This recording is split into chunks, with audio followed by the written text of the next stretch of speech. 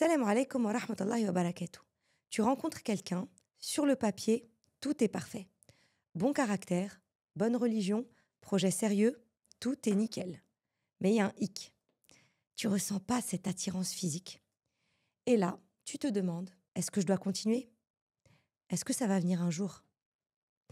Est-ce que c'est juste un signe que c'est pas la bonne personne? Ça, c'est une question qu'on me pose souvent en coaching. Ou bien dans les retours après une rencontre à l'agence Abelni, par exemple, ou même sur Instagram. J'ai ces questions-là tous les jours. Et je vais y répondre aujourd'hui.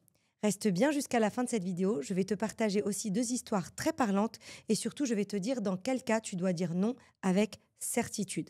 Il faut que tu saches que l'attirance physique n'est pas toujours immédiate. Et quand on imagine son futur époux ou sa future épouse, on a souvent une image dans la tête.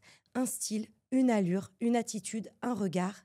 Et c'est précisément pour cela que, en réalité, quand tu es face à une vraie personne, il n'y a pas, dès la première fois, l'effet waouh. Et c'est normal, l'attirance physique n'est pas un interrupteur. Elle peut être immédiate, c'est vrai, mais elle peut aussi grandir avec le temps. Et parfois, l'alchimie naît d'un regard, d'un mot, d'un geste, d'une valeur partagée, d'une belle intention. Alors que faire quand on n'est pas sûr au premier rendez-vous? Eh bien, je le dis tout le temps à l'agence Abelni, donnez une deuxième chance. Pas juste à l'autre, à vous-même. Parce que revoir la personne dans un autre contexte, avec peut-être un niveau de stress différent, et permettre un cadre chaleureux, un cadre rassurant pour l'autre, pour qu'il puisse justement vous donner accès à une partie de lui ou d'elle qu'il n'avait pas encore dévoilée.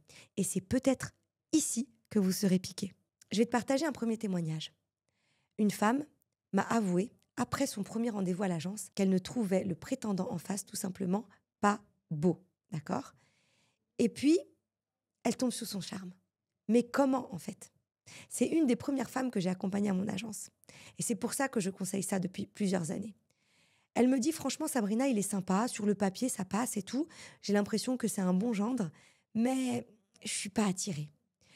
Alors je lui dis, nous, à l'agence, on a travaillé sur les critères qui peuvent vous réunir.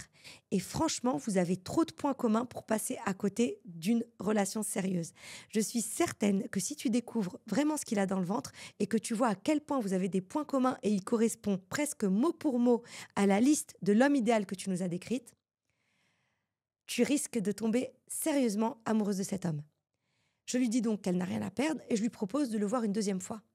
Observe comment il te parle, comment il te traite, comment il voit la vie, comment il projette le mariage. Elle accepte. Elle le revoit une deuxième fois et là, elle m'appelle en panique. Mais Sabrina, il est trop beau en fait. Comment j'ai pu penser qu'il ne me plaisait pas? J'ai même peur maintenant, je t'avoue, qu'il ne me trouve pas à son goût.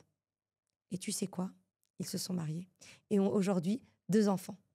Moralité, l'attitude d'une personne peut transformer son apparence, le comportement, la douceur, le sérieux, la pudeur, tout cela rend beau. D'ailleurs, combien de personnes a-t-on déjà rencontrées?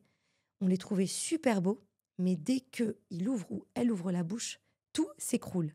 Parce que oui, le charme, c'est aussi un tout, une attitude. Et j'ai envie de te dire autre chose.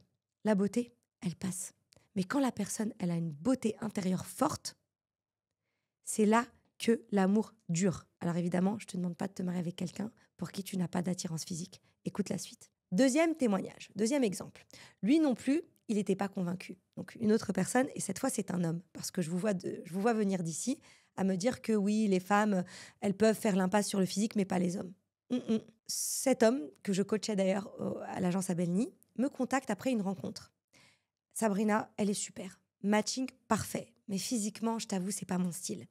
Il culpabilise même, il hésite. Et il me dit, tu sais quoi? J'ai peur qu'Allah me prive d'une bonne épouse parce que je bloque sur l'apparence. Je lui propose, comme à la première personne dont je vous ai parlé, de juste continuer. Un deuxième rendez-vous sans pression. Il accepte. Résultat, quelques rencontres plus tard, il est conquis. Il tombe même amoureux et il se marie. Il la revoit, il me contacte quelques temps après pour me parler de son envie de se marier. Et il me dit, Sabrina, franchement, je ne sais pas, au premier rendez-vous, pourquoi elle ne m'a pas spécialement plu, alors qu'aujourd'hui, je n'ai qu'une envie, c'est de vivre à ses côtés. Donc même chez les hommes, l'attirance peut grandir.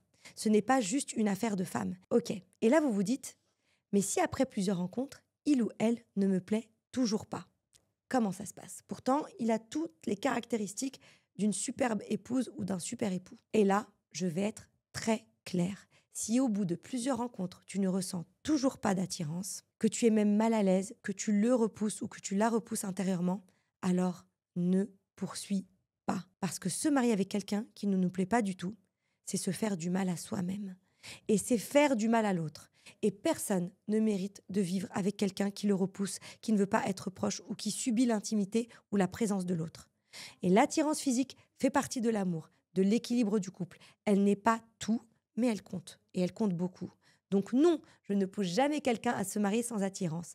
Mais je pousse à donner une vraie chance à ce que l'attirance émerge avec la connexion émotionnelle et spirituelle. Si cette vidéo t'a parlé, pense à liker, à commenter et à me dire si tu veux plus de témoignages comme cela. Si tu n'es pas encore abonné, clique sur le bouton, active la cloche, c'est une manière de me soutenir. Et si tu veux aller plus loin, par exemple apprendre à bien préparer une rencontre, à savoir comment réussir ta muqabala et surtout comment gérer la relation juste après pour aboutir au mariage, je te mets quelques infos juste en dessous pour t'accompagner avec des formations et des accompagnements privés. Sinon, on se retrouve très bientôt pour une autre vidéo. Salam alaikum.